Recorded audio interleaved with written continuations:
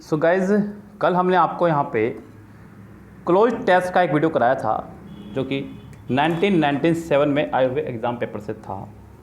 आज का ये क्लोज टेस्ट आपका 2001 सेक्शन ऑडिट एग्ज़ाम में आया हुआ है।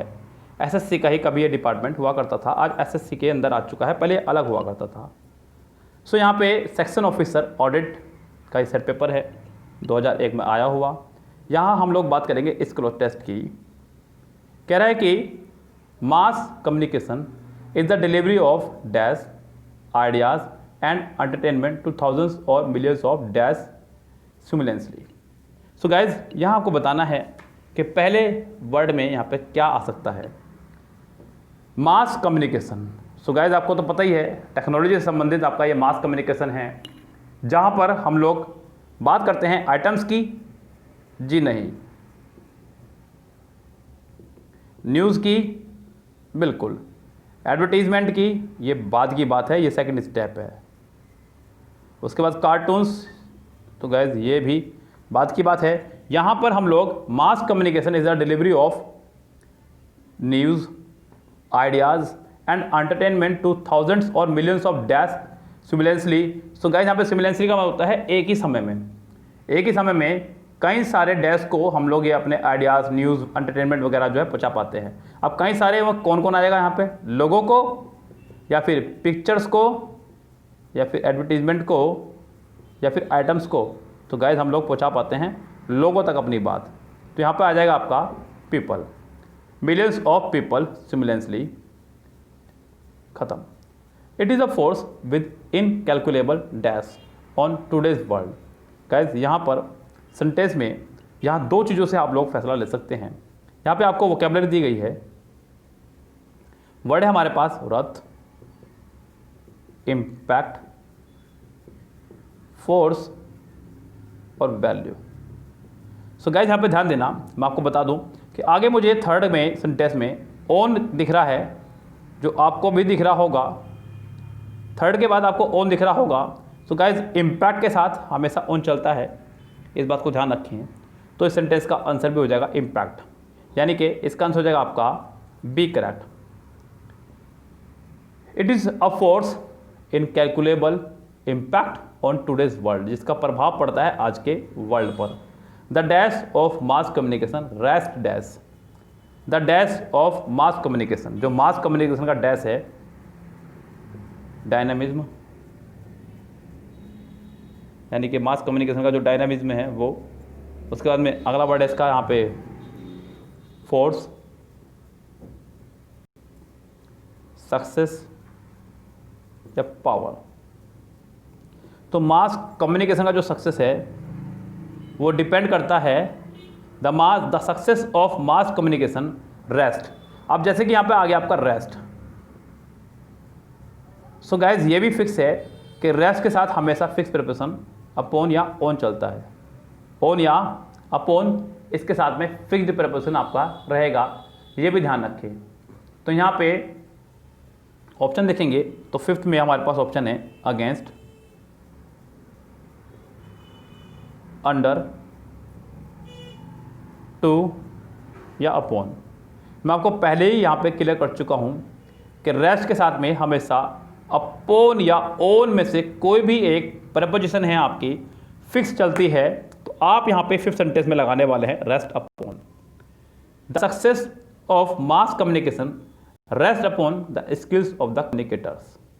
तो जो सक्सेस है मास कम्युनिकेशन की, रेस्ट अपॉन यानी कि निर्भर करती है the skill of the communicator, यानी कि बोलने वाले के गुणों पर, उस पर डिपेंड करती है। To dash the recipient thinking. अब यहाँ पे गाइस वर्ड की बात करें तो पहला वर्ड है यहाँ पे स्टिमुलेट, इसका मतलब होता है प्रेरित करना। क्या होता है? प्रेरित करना। उससे अगला वर्ड है आपका एगिटेटेड, एगिटेट का मतलब होता है किसी को गुस्सा दिलाना या फिर नाराज करना, हिंसा संबंधित नाराजी, मतलब बहुत अधिक नाराज करना किसी को। उससे नेक्स्ट है आपका अंडरस्टैंड, समझाना किसी को, अंडरस्टैंड, समझाना किसी को। और उससे अगला वर्ड है आपका मिनिमाइज, किसी बात को संक्षिप्त में या छोटा करना। सो गाइज यहाँ पे आपका आंसर हो जाएगा stimulate the skill of communicator to stimulate the recipient thinking. तो उसको प्रेरित करना होता है थिंकिंग को उसकी। तो गाइज 6 सेंटेंस में आपका आंसर हो जाएगा A correct. Dash stir emotions, 7 sentence में डैश दे करके उसने कहा स्टिर इमोशन। अब गाइज यहाँ पे हम लोगों को पता है कि स्टिर आपका एक वर्ब है। क्या आपका एक वर्ब? ऑप्शन हमारे पास जो है वह आपका फॉर, टू, विद और फ्रॉम। फॉर के साथ हमेशा नाउन आया करता है और अगर वर्ब भी आएगी तो आईएनजी फॉर्म में। टू के साथ वर्ब की फर्स्ट फॉर्म आया करती है। विद काउंटेबल नाउन के साथ चला करता है। फ्रॉम पीछे से आने के लिए। तो यहाँ पे वर्ब की फर्स्ट फॉर्म ही है, तो आप यहाँ पे टू का इस्तेमाल करेंगे। यानी कि 7 सेंटेंस में यहाँ मुझे क्लियर हुआ कि सेंटेंस में आपका टू स्टिर इमोशंस ही आएगा। टू डैश हिम और हर, टू डैश हिम और her, to encourage, to persuade, to discourage, to endanger. अभी ऊपर ही हमने एक वर्ड इस्तेमाल करा था स्टिमुलेट, जिसका मतलब होता है प्रेरित करना। क्या होता है? प्रेरित करना। जब किसी को आप प्रेरित कर ही रहे हैं तो उसके लिए आप लोग अनकरेज का ही इस्तेमाल करेंगे। सबसे पहली बात तो यही है। अनकरेज मतलब किसी को प्रोत्साहित करना, अनकरेज करना किसी को, जैसे किसी को प्रोत्साहित करना। परसुएड किसी को राजी करना ज़बरदस्ती। डिस्करेज हतोत्साहित करना। एंडेंजर किसी को खतरे में डालना। तो यहाँ पे आपका हो जाएगा to persuade him, sorry, to encourage him और her, to dash mass communication is the 1-to-1 impact of one human intelligence upon dash. 9 देखिएगा, to dash direction, function, action या मिशन। तो जो मास कम्युनिकेशन का जो एक्शन है ये कहना चाह रहा है यहाँ पर, डायरेक्शन नहीं, फिल्मों की होती है डायरेक्शन, फंक्शन भी नहीं है और मिशन भी। मिशन होता है एक उद्देश्य को टारगेट। टू स्टिर इमोशन 7 से पढ़ते हैं। To stir emotion, to stir emotions, to encourage him और her, to action mass communication is the 1-to-1 impact of one human intelligence upon dash carried on 1000-fold। यानी कि 1 से, एक आदमी से दूसरे आदमी पर इसका एफर्ट जाता है, ये कहना चाह रहा है। तो यहाँ पे दूसरे के लिए इस्तेमाल करेंगे हम यहाँ पे अनदर का। किसका इस्तेमाल करेंगे? अनदर का। क्योंकि यहाँ पे आप पीपल का इस्तेमाल नहीं कर सकते डायरेक्ट। मैन और वुमा का इस्तेमाल तो वैसे ही नहीं कर सकते क्योंकि ये डायरेक्ट आपको जेंडर क्वालिफाई कर देंगे। तो यहाँ पे आप लोग करेंगे इस्तेमाल 1-to-1 impact of one human to another human. यहाँ पे वन ह्यूमन के साथ में आपको अनदर ही लगाना था, तो 10th में आपका आ जाएगा अनदर बिल्कुल क्लियरली।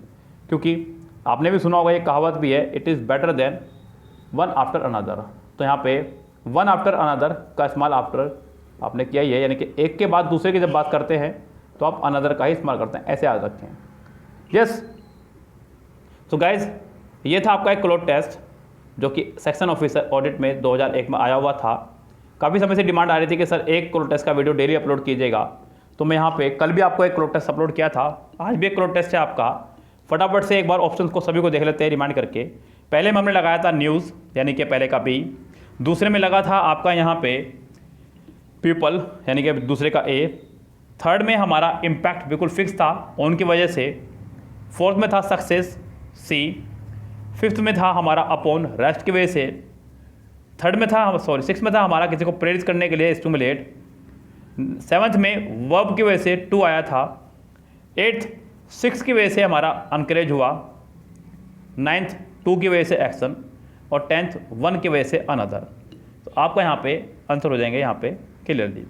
सो गाइज यहाँ पे आपको 10 में से अगर 2 का कंफर्म मीनिंग पता हो तो आप मेरे कहने पर रिस्क लीजिएगा, क्योंकि ये फ़ायदेमंद सौदा रहेगा। यहाँ पर अगर मैं बात करूँ तो मुझे 5th वाला रेस्ट के साथ कंफर्म पता था। 3rd मुझे कंफर्म पता था। 7th मुझे कंफर्म था। 10th मुझे कंफर्म था और 2nd भी मुझे कंफर्म था, क्योंकि लोगों के लिए ही न्यूज़ परोसी जाती हैं। तो यहाँ पे 5 तो मुझे बिल्कुल कंफर्म थे और 5 मैंने पैसेज पढ़ के निकाल लिए। सो गाइज 5 का मतलब हाफ, मोर देन हाफ नहीं कहूँगा, हाफ पूरे मुझे यहाँ पे पता थे, बस मुझे हाफ पर ही मेहनत करनी थी।